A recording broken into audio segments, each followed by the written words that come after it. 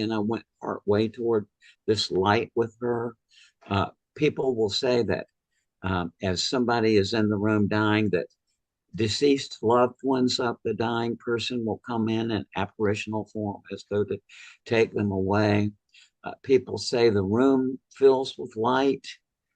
And I got plenty of cases where the bystanders say they empathically co-lived the dying life review of the person who passes away.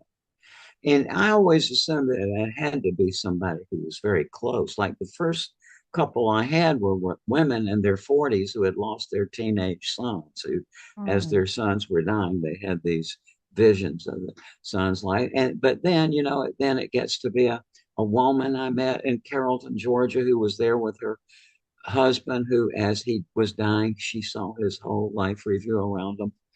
Things like that. But then some years ago, the emergency room physician got in touch with us and said that he was called to the ER to resuscitate a patient he had never laid eyes on.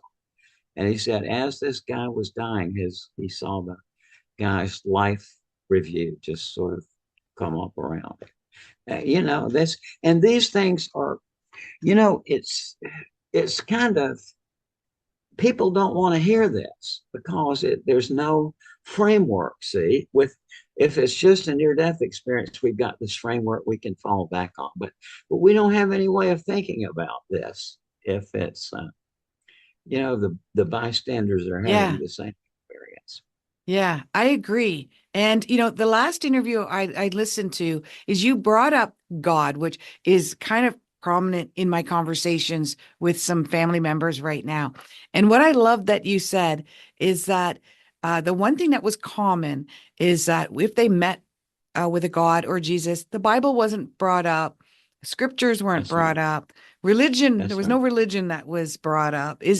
Can you go a little bit further on that discovery that was quite common across the board? I'm just finished with politeness. You know what I mean, Holly?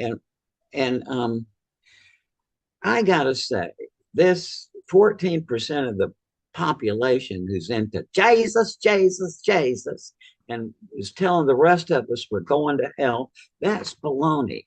And these people they don't know what they're talking about. Their whole view of life is they're so terrified to say, I don't know, that they've got to get some sort of ideology, and that's just nonsense. So, I talk to God every day. He's never said a word to me about religion, and people with these near-death experiences, God doesn't put them doesn't give them a theological category when they die. Yeah, that's right. You're Protestant, you go to that light. You're Jewish, you go to that light.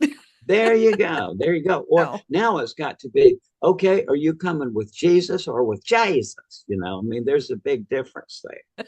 And so anyway, religion to me is it's social. It's all it is.